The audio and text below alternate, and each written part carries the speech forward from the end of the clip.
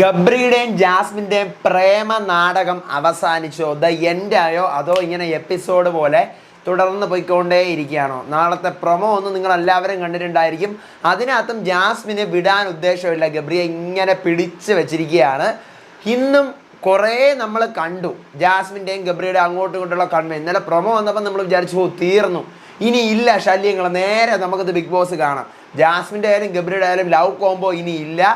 ഇനി ഒരു variety big boss ആണ്, വേറെ ലെവലാണ്, ഇതുവരെ ഉള്ളതൊക്കെ തീർന്നെന്നൊക്കെ ഞാൻ പ്രതീക്ഷിച്ച് ഒത്തിരി പേര് കമൻസ് ഒക്കെ ചെയ്തിരുന്നു. പക്ഷേ എവിടാ, വീണ്ടും പഴയ അവസ്ഥ തന്നെ. ശങ്കരൻ പഴയതുപോലെ തെങ്ങി തന്നെയാണ് ഇപ്പോഴും ഇരിപ്പ്. സിജോ ഇന്ന് റീ എൻട്രി ചെയ്തു. വീട്ടുകാരും ഫുള്ള് ഞെട്ടിയിരിക്കുകയാണ്.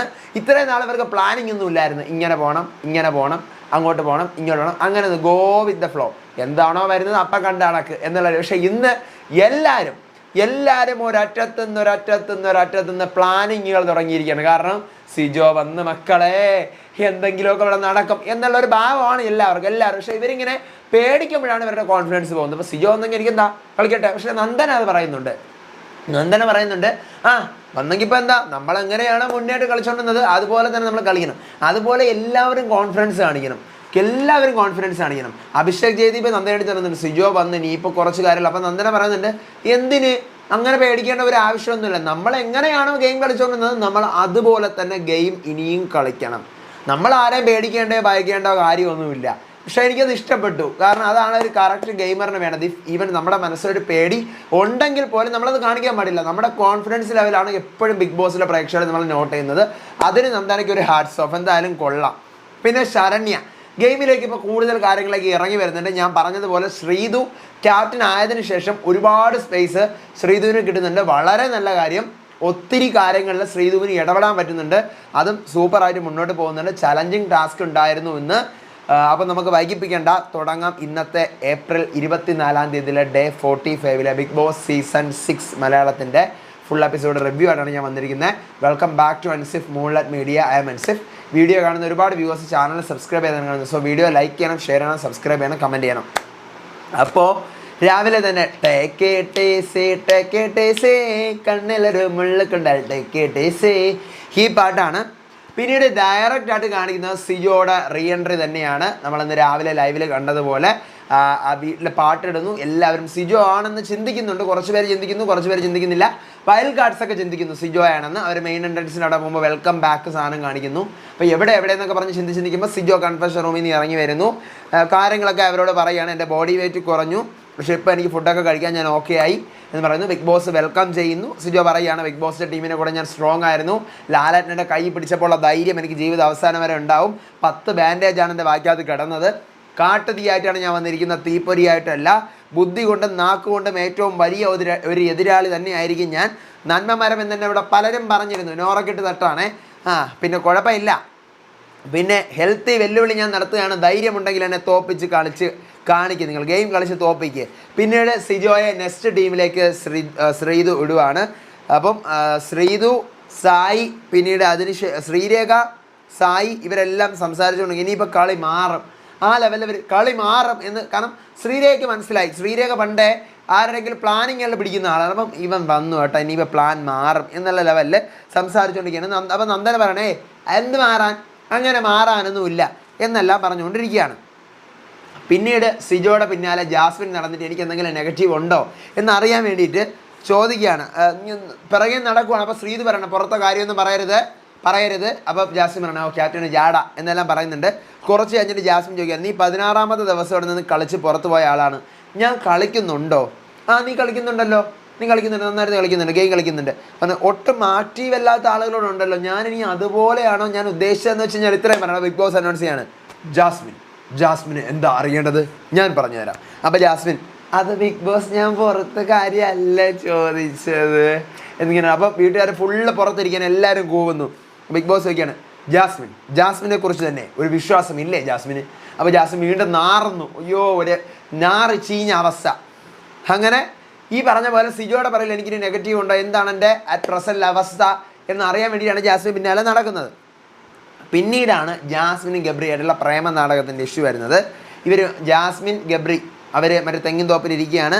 ജാസ്മിൻ പറയണത്, എനിക്കറിയേണ്ട കാര്യം ഇതായിരുന്നു ഇവിടെ, അതുകൊണ്ടാണ് ഞാൻ പോയിട്ട് ആ കാര്യം ചോദിച്ചത്. അപ്പോൾ ഗബ്രി പറയാണ്, നീ എന്തിനാ കാര്യം ചോദിക്കാൻ പോയി? അപ്പോൾ ജാസ്മിൻ പറയാണ്, നീ കളിക്കുന്ന ഗെയിമിനെ ഇല്ലാതാക്കുന്ന ഒന്നുണ്ടെന്ന് എൻ്റെ അടുത്ത് സിജോ പറഞ്ഞു. ടോപ്പ് 5 ടോപ്പ് 10 ഞാൻ എത്താൻ ഡിസർവിങ് ആണ്, പക്ഷേ ഒരു സാധനം നിന്നെ നശിപ്പിക്കുന്നതെന്ന് പറഞ്ഞാൽ എന്താണെന്ന് എനിക്ക് അറിയണം. അപ്പോൾ റസ്മിൻ വരെയാണേ. അപ്പോൾ ജാസ്മിൻ, എടി ഞാൻ ഗെയിം കളിക്കുന്നുണ്ടോ? റസ്മിൻ, അതെ. എൻ്റെ ഗെയിമിനെ തകർക്കുന്ന എന്തെങ്കിലും ലെവൽ ഇവിടെ ഉണ്ടോ? ഉണ്ട്. എന്താണ്? ഇവൻ എന്ന് പറഞ്ഞ് റസ്മിൻ ഇങ്ങനെ ചോദിക്കും. എന്താണ് കാര്യം? എന്നാണ് നീ എപ്പോഴും ഇവൻ ഇവൻ ഇവൻ എന്ന് പറഞ്ഞ് നീ നടക്കുന്നു. അപ്പോൾ ജാസ്മിനാണ്, എടി ഞാൻ ഇപ്പോൾ ഇവരുടെ എല്ലായിടത്തും ഞാൻ ചോദിച്ചു, ഇപ്പോൾ പ്രോബ്ലം എല്ലാവർക്കും ഉണ്ട്. പുറത്ത് എനിക്കിവിടെ ആരെങ്കിലും ഉണ്ടെങ്കിൽ ഞാൻ വിളിച്ച് ചോദിച്ചു, എനിക്ക് വിളിച്ച് ചോദിക്കാൻ പറ്റത്തില്ലല്ലോ. അപ്പോൾ റസ്മിൻ പറയാണ്, ഇവന് വയ്യാതിരുന്ന് കഴിഞ്ഞാൽ നിനക്ക് ഗെയിം കളിക്കാൻ പറ്റുമോ? ഇന്നലെ നിനക്ക് വയ്യാതിരുന്നപ്പോൾ ഇവൻ ഗെയിം കളിച്ചു, ഇവന് വയ്യാതിരുന്നാൽ നീ ഗെയിം കളിക്കും? ഇല്ല, എന്നെ കൊണ്ട് പറ്റത്തില്ല. അപ്പോൾ ഗബ്രി പറഞ്ഞു, ഇവളെ സൂപ്പറായിട്ട് ഗെയിം കളിക്കും. അപ്പോൾ റസ്മിൻ പറയണം, അത് നിൻ്റെ തോന്നലാണ്, നീ വയ്യാതായി കഴിഞ്ഞാൽ ഇവളാണ് അപ്പാടെ തകർന്ന് പോകുന്നത്. അപ്പോൾ ഗബ്രി പറയണം, അതിന് ഒന്നുകിലും ഞാൻ ഇവിടെ നിന്ന് പോകണം, ഇല്ലെന്നുണ്ടെങ്കിൽ ഇവൾ ഇവിടെ നിന്ന് പോകണം, അപ്പോഴേ ഈ ടോപ്പിക്ക് ക്ലിയർ ആവുള്ളൂ. അപ്പോൾ ജാസ്മിൻ പറയണം, ഈ ടോപ്പിക്ക് തീരുന്നില്ല, എനിക്കിതിനൊരു അടിവരെ ഇടണം, എനിക്ക് കുറച്ച് കാര്യങ്ങൾ ക്ലിയർ ആക്കണം, പഴയതുപോലെ ആക്കണം എനിക്കെല്ലാം. അപ്പോൾ ഗബ്രി പറയണേ, ഈ ടോപ്പിക്ക് നിനക്ക് കേൾക്കാൻ ഇൻട്രസ്റ്റ് ഉണ്ടോ റസ്മിനെ വിളി പറയുന്നത്? എനിക്കില്ല. അപ്പോൾ ജാസ്മിൻ, ഞാൻ പറയുന്നത് കേൾക്ക്, ലാലേട്ടം എന്ന് പറയുന്നു, ബിഗ് ബോസ് പല രീതിക്ക് ചോദിക്കുന്നുണ്ട്, പലരും പല പ്രവൃത്തിയാൽ ചോദിക്കുമ്പോൾ ഇതിന് എന്തൊക്കെയോ ഡിഫറെൻറ്റ് വേയിലാണ് പോകുന്നത്. അപ്പോൾ ഗബ്രി പറയാണ്, എനിക്ക് ഇവിടുത്തെ സ്നേഹമുണ്ട്, റിലേഷൻഷിപ്പുണ്ട്, പക്ഷേ എനിക്ക് കല്യാണം കഴിക്കാൻ എനിക്ക് സ്നേഹമുണ്ട്, കാര്യങ്ങളൊക്കെ, പക്ഷേ റിലേഷൻഷിപ്പിലാവാനോ കല്യാണം കഴിക്കാനോ എനിക്ക് പറ്റത്തില്ല. അപ്പോൾ ജാസ്മിൻ പറയാണ്, ഇവന് വയ്യെങ്കിൽ ഇവൻ ഈ പറയുന്ന പോലെ എനിക്കിപ്പോൾ അതിനുള്ള ഉത്തരം കിട്ടി, ഇവൻ പറഞ്ഞതിനുള്ള ഉത്തരം കിട്ടി. ഇവൻ ഈ പറയും പോലെ വയ്യാതിരുന്ന് കഴിഞ്ഞാൽ എനിക്ക് ഗെയിം കളിക്കാൻ പറ്റത്തില്ല, ഇവന് ഗെയിം കളിക്കാൻ പറ്റുമായിരിക്കും, പക്ഷേ എനിക്ക് ഗെയിം കളിക്കാൻ പറ്റില്ല. അപ്പോൾ ഗബ്രി വീണ്ടും പറയാണ്, ഇവളുടെ പേര് പറഞ്ഞുകൊണ്ട് എന്നെ ഒരാൾ അറ്റാക്ക് ചെയ്താൽ മാത്രമേ എന്നെ തകർക്കാൻ പറ്റത്തുള്ളൂ, അല്ലാതെ വേറെ ആർക്കും ഇവിടെ എന്നെ തകർക്കാൻ പറ്റത്തില്ല, ഞാൻ അത്രയും സ്ട്രോങ് ആണ്. അപ്പം ജാസ്മിൻ പറയാണ്, നീ എന്തിനാണ് ഗബ്രി ഇതെല്ലാം ക്യാമറ നോക്കി പറയുന്നത്? ക്യാമറ നോക്കി പറയുന്നത് എൻ്റെ വായിരിക്കുന്ന തെറി ഫുള്ള് നീ കേൾക്കും, കുറേയായി നീ പറയുന്നത് ഞാൻ ക്യാമറ നോക്കി പറയുന്നത്. എടി, എൻ്റെ പുറത്ത് എൻ്റെ ഫ്രണ്ട്സിനോട് എങ്ങനെയാണോ അതുപോലെ തന്നെയാണ് ഞാൻ ഇവിടെ നിൽക്കുന്നത്, വേറെ ഒന്നും ഞാൻ നിന്നൊന്നും ചെയ്തിട്ടില്ല. കണ്ണിലെ നോട്ടം പിന്നെ എനിക്ക് നിയന്ത്രിക്കാൻ പറ്റില്ല, എനിക്ക് പ്രണയമാണോ എന്ന് എനിക്ക് പോലും ക്ലാരിറ്റി ഇല്ല, എനിക്കറിയില്ല. അപ്പോൾ ജാസ്മിൻ പറയാണ്, എനിക്കിപ്പോൾ ഉത്തരം കിട്ടി, ഇനി ഞാൻ ഇതിനെക്കുറിച്ച് ചോദിക്കത്തില്ല, ഇനി ഞാനൊന്നും ചോദിക്കത്തില്ല എന്ന് പറഞ്ഞുകൊണ്ട് ഇതാണ് അവരുടെ പ്രേമനാടകം. അവർ നാടകം കളിച്ച് മുന്നേറട്ടെ, നമുക്ക് കാണികളായിട്ട് ഇവിടെ ഇരിക്കാം. പിന്നീട് ജാസ്മിനും റസ്മിനോട് ഇരിക്കുന്ന സമയത്ത് ജാസ്മിൻ പറയാണ്, ഗബ്രി നോക്കിയോ, ഇപ്പം നമ്മളിവിടെ ഇരിക്കുമ്പോൾ വിഷമിച്ചിരിക്കുന്ന രീതിയിലായിരിക്കും ഇനി കളിക്കാൻ പോകുന്നത്. ഈ 7 ആഴ്ചയും വേസ്റ്റ് ആയിരുന്നു എന്ന് ഞാനിപ്പോൾ മനസ്സിലാക്കുന്നു, ഞാൻ വേസ്റ്റ് ആക്കിയെന്ന് ഞാൻ മനസ്സിലാക്കി. എൻ്റെ എല്ലാം പോയി റസ്മിനെ, എൻ്റെ എല്ലാം പോയി. അപ്പോൾ റസ്മിൻ പറയാണ്, ഇനി വീണ്ടും നീ അവൻ്റെ അടുത്ത് പോയി കഴിഞ്ഞാൽ ഞാൻ നിൻ്റെ കയ്യിൽ ഇപ്പോൾ ഇങ്ങനെ പിടിച്ചിരിക്കുകയാണ്, ഈ കൈ ഞാനങ്ങ് വിടും. അപ്പോൾ ജാസ്മിൻ പറയാണ്, ഇല്ലടി, ഞാൻ പോവും, ഞാൻ അവനോട് സംസാരിക്കും, അവനെ കെട്ടിപ്പിടിക്കും, പക്ഷേ എല്ലാ സംഭവം ഒരു സാധനം കാണൂല. ഫ്രണ്ട്ഷിപ്പിൻ്റെ മുകളിലാണ് ഇത്രയും നാളെ നമ്മുടെ ബന്ധമെന്ന് ഞാൻ പറഞ്ഞിരുന്നത്, ഇനി അങ്ങനെയല്ല, മുകളിലല്ല, ഫ്രണ്ട്ഷിപ്പ്, അതാണ് നമ്മുടെ ബന്ധം. പിന്നീട് ഗബ്രി ക്യാമറ നോക്കിയിട്ട് I am not feeling well എന്നെല്ലാം പറയുന്നപ്പോൾ ജാസ്മിൻ ദൂരെ നിന്ന് കണ്ടുകൊണ്ടിരിക്കുകയാണ്. പെട്ടെന്ന് ഗബ്രി നന്ദന എനിക്ക് വെള്ളം താന്നൊക്കെ പറഞ്ഞാൽ വാഴത്തോട്ടത്തിൽ പോയി ഇരിക്കുന്നു. ജാസ്മിൻ പെട്ടെന്ന്, എടാ എന്ത് പറ്റിയടാ എന്ന് ചോദിക്കുകയാണ്. അപ്പോൾ ഗബ്രി, വേണ്ട, എൻ്റെ അടുത്ത് വരണ്ട, അപ്പോൾ എടാ എന്ത് വേണ്ട എന്നുള്ള രീതിക്ക് ഗബ്രി അകറ്റി മാറ്റുവാണ്. എന്നിട്ട് നേരെ ഒരു മീറ്റിംഗ് വിളിക്കുന്നു. അപ്പോഴത്തേക്കും ഗബ്രി വിഷമിച്ച് നേരെ ബാത്റൂമിൽ പോയി കയറുന്നു. ശ്രീത് പോയിട്ട് ഗബ്രി തുറക്കെന്ന് പറഞ്ഞ് വിളിക്കുകയാണ്. അപ്പോൾ സിജോയുടെ അടുത്ത് ബിഗ് ബോസ് ഈ ഗബ്രി അങ്ങോട്ട് കൺഫറൻസ് റൂമിൽ പോകാനായിട്ട് പറയുന്നു.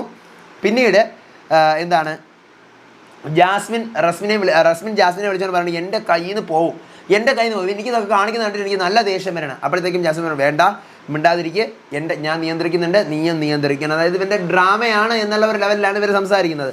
അതിനുശേഷം ബിഗ് ബോസ് അനൗൺസ് ചെയ്യാണ്, ഇനി 50ാമത്തെ ദിവസം അടുക്കാൻ പോകണം, അപ്പോൾ നിങ്ങൾ റാപ്സമൊക്കെ ഉണ്ടാക്കണം, സൂപ്പർ പരിപാടികളൊക്കെ സെറ്റ് ചെയ്യണം എന്ന് പറയുന്നു. അതിനുശേഷമാണ് ഇവരുടെ ചലഞ്ചിങ് ടാസ്ക് 2 വരുന്നത്. അപരൻ എന്നാണ് ടാസ്കിൻ്റെ പേര്. നമ്മുടെ പ്ലാസ്മ ടി വിയിൽ 3 സ്മൈലി, 3 ഇമോഷൻസ് കാണിക്കും. ആ 3 ഇമോഷൻസ് ഗാർഡൻ ഏരിയയിൽ ഇങ്ങനെ മലത്തി പറക്കിയിട്ടിരിക്കുക. അതിനെ നേരെ നോക്കിയിട്ട് കറക്റ്റ് ഓർഡറിന് അറേഞ്ച് ചെയ്യണം എന്നാണ് task. Tamil Bigg boss season 7 same task ആയിരുന്നു. അക്ഷയൊക്കെ കളിച്ച ടാസ്ക് ആയിരുന്നു തമിഴ് ബിഗ് ബോസിലെ. സെയിം ആ സാധനം തന്നെ മലയാളത്തിലും കൊണ്ടുവന്നു. ഭയങ്കര മൈൻഡായിട്ട് നമുക്ക് മൈൻഡിന് ഒരു ഇതുണ്ടെങ്കിൽ മാത്രമേ നമുക്കത് കളിച്ച് ജയിക്കാൻ പറ്റത്തുള്ളൂ. അങ്ങനെ ആ ടാസ്കിൽ ജയിക്കുന്നത് നമ്മുടെ 3 റൗണ്ടായിട്ടാണ്. ഓരോ ടീമിൽ നിന്ന് ഓരോ ആൾക്കാർ വെച്ച് 3 റൗണ്ടായിട്ട് വരും. അങ്ങനെ അവസാനം ഈ ടാസ്കിൻ്റെ വിജയ് 3 പേരും ഈക്വൽ പോയിൻറ്റ്സ് ആവണം. അങ്ങനെ ഫസ്റ്റ് ചലഞ്ചിങ് ടാസ്കും സെക്കൻഡ് ചലഞ്ചിങ് ടാസ്കും കൂടെ ടോട്ടൽ പോയിൻറ്റ്സ് വരുമ്പോഴത്തേക്കും ഡെൻ ടീമാണ് മുന്നിൽ നിൽക്കുന്നത്. അതായത് ജിൻഡോയുടെയും ജാസ്മിൻ്റെയും അതുപോലെ തന്നെ നമ്മുടെ അൻസിബയുടെയും സിബിൻ്റെയും ആ ടീം, അവർ 4 പേരുള്ള അവരുടെ ടീമാണ്. അപ്പം അവരാണ് ഇനി ഡയറക്റ്റായിട്ട് ഫൈനൽ ചലഞ്ചിൽ പവർ റൂമിൻ്റെ കൂടെ ഏറ്റുമുട്ടേണ്ടത്.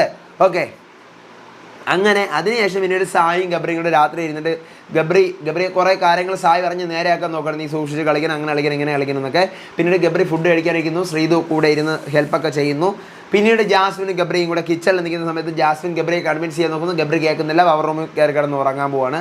റസ്മിൻ്റെ അടുത്ത് ജാസ്മിൻ പറയുന്നു അവൻ ദേ കയറി ഉറങ്ങാൻ പോയി, ഇനി എൻ്റെ കാര്യങ്ങളൊന്നും നടക്കൂല, എനിക്ക് ഉറക്കം വരൂല. അതിനുശേഷം ശ്രീതുവും അർജുനും കൂടി പുറത്ത് ഇരുന്ന് കഴിക്കാൻ നേരത്ത് സംസാരിച്ചുകൊണ്ടിരിക്കുകയാണ്. അപ്പം എന്നെ ഊച്ചാളി എന്ന് സിജോ വിളിച്ചു. അപ്പം അത് എന്താണ് ഈ ഊച്ചാളി എന്താണെന്ന് നോക്കുമ്പോൾ അത് ഊച്ചാളി എൻ്റെ അർത്ഥം ഞാൻ ഇപ്പം എന്താ പറയുക, നീ യൂസ്ലെസ്, അങ്ങനെ ആയിരിക്കും, അങ്ങനെയാണ്, അപ്പം ഞാൻ ഇനി എന്നെ അങ്ങനെ വിളിക്കേണ്ടതെന്ന് സിജോയുടെ അടുത്ത് പറയാം എന്ന് പറയുന്ന ഈ സാധനം. ഇത്രയാണ് എപ്പിസോഡിലുള്ളത്. മെയിനായിട്ട് സിജോയുടെ വരവിനെ വീട്ടുകാരെ ഫുൾ പേടിക്കുന്നുണ്ട്, അവർ പ്ലാൻ ചെയ്യുന്നുണ്ട്.